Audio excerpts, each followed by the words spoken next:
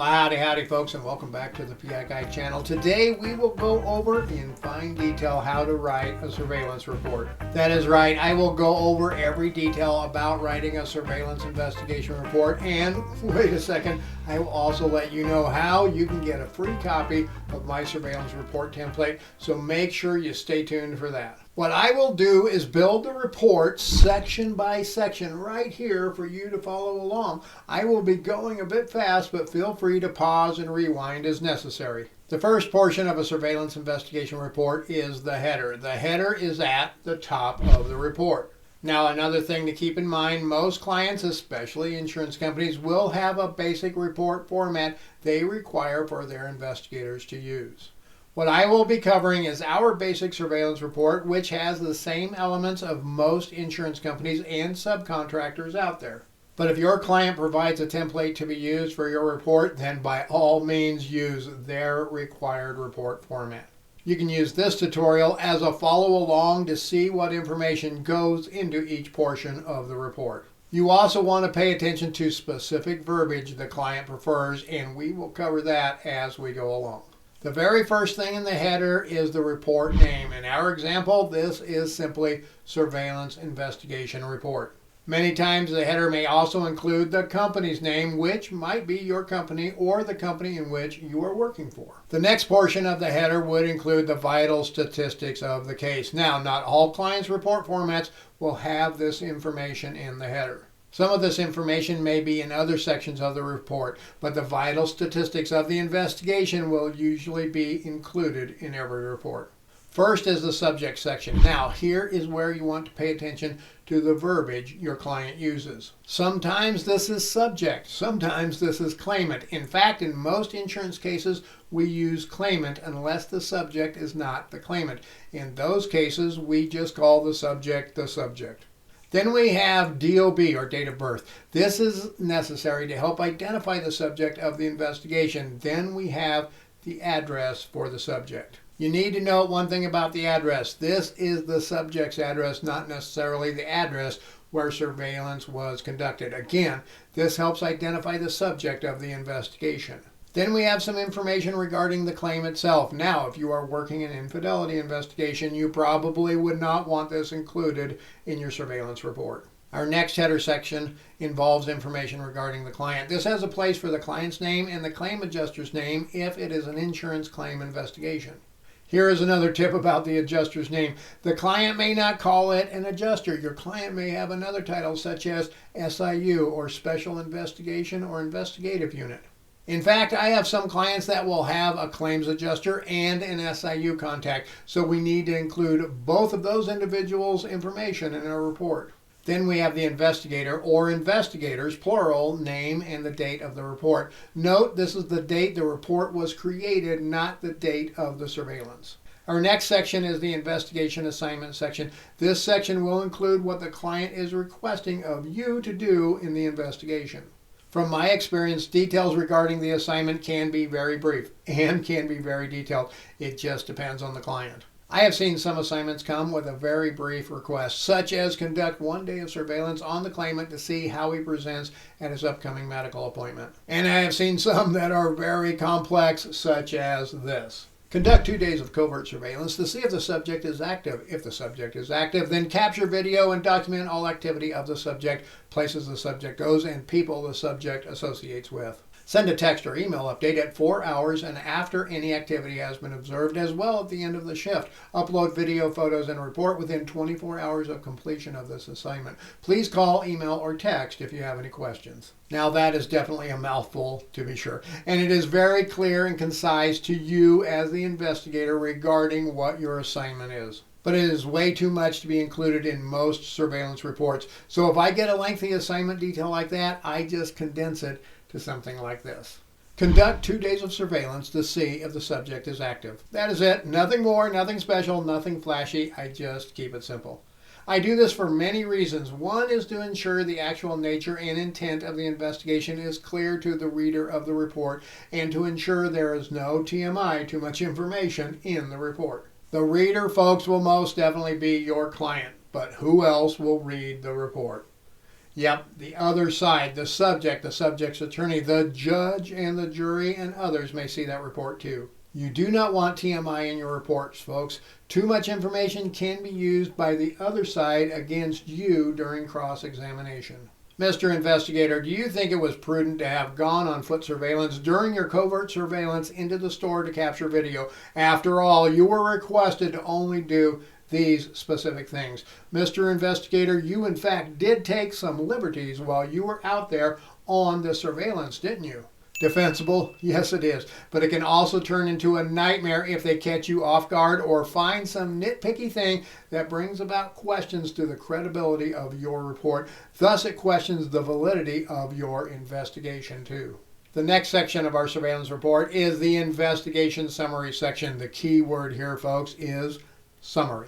This is where you enter a quick summary of the most important findings and facts during the investigation. Again, keep it simple and to the point. This is not the place for huge portions of detail. What the summary is used for by most insurance companies is for the claims adjuster, SIU, or whomever to quickly read and see if there is anything of value to make them review the remainder of the report, video, photos, and other information in more detail. So if nothing happened, then it should, in essence, say nothing happened. I also include the dates of investigation and sometimes a time frame or total hours worked in the summary too. So the summary may look something like this. We conducted 4 hours of surveillance on Monday, April 1 and Tuesday, April 2 at the subject's provided address. During our surveillance, we did not observe the subject. There are several things we need to consider with this simple statement. The first thing is the first word, we. I always write my reports in the third party. I seldom put I or me in my reports. But why would I do that? Well, it is more professional in my humble opinion. As well, it makes the report less personal and again, more professional. I also have many investigators that work for me on different types of cases, and using this terminology keeps me from making the mistake of using a report template with the wrong terminology or just plain speaking wrong as I type up the report. I also do this, as in most cases, even if I had another investigator working the investigation, I or someone else may be writing the report. We also have the hours per day and the dates so the client knows we worked 4 hours each of those days. So if the client has a budget on the case, and many times they do, the client can instantly see if they have room for more work.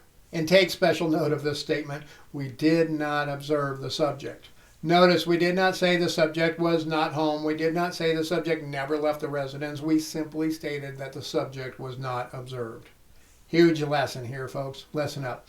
This is a secret very few people know. A long, long time ago in a surveillance world, far, far away, I was out on a surveillance where the claimant had a scheduled medical appointment.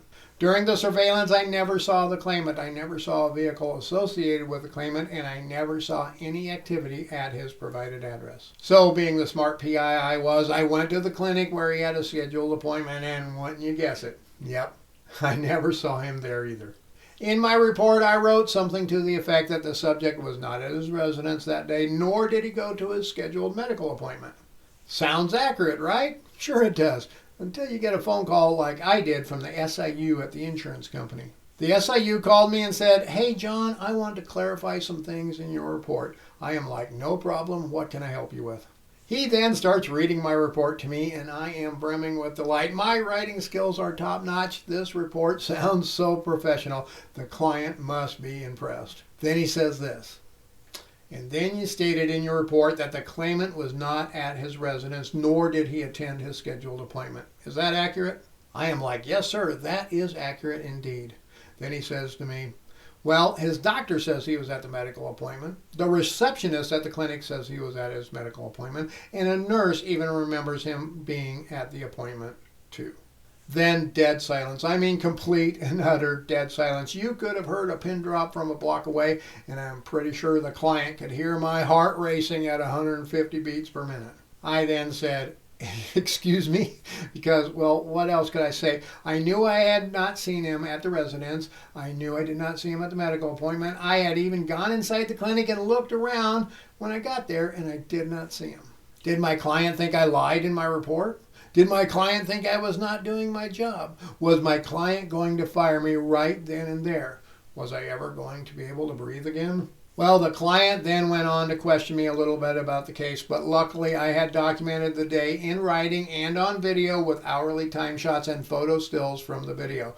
It was not a question about me not being out on the case. The question was a statement I made stating the claimant did not go to his medical appointment. The insurance company read that and quickly followed up, only to find out I was wrong in making that statement.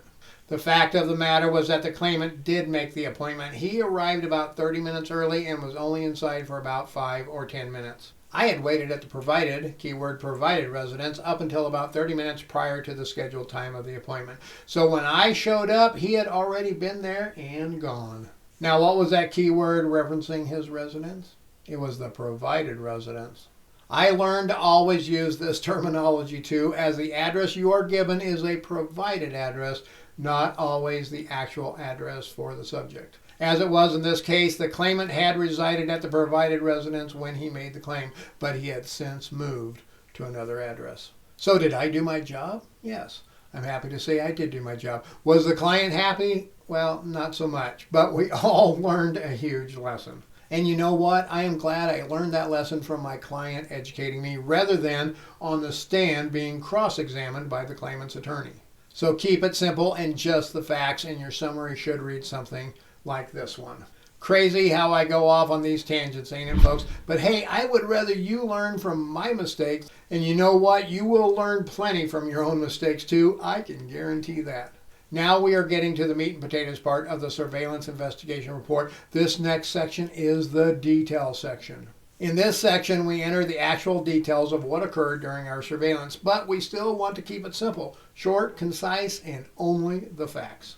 The first entry in the detail section is usually going to include the date of the surveillance, the name of the investigator who conducted the surveillance, then followed by the start time of the surveillance. There is usually going to be a description of what the investigator has observed, but not too much detail.